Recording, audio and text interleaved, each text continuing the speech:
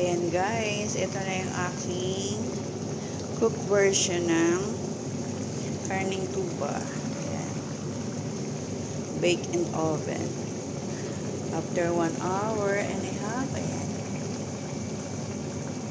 Nilabas ko lang siya dito para painitin ko siya dito. Diba? So, ayan ang paborito po nila. Ito ay laging karne ng tuba. So, ayan. Ready to serve na siya.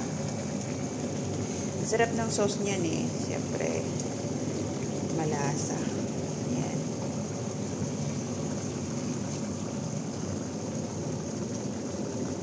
Tara guys. Let's eat.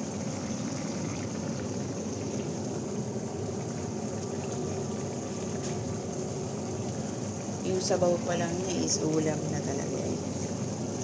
Pero gulay lang talaga ako.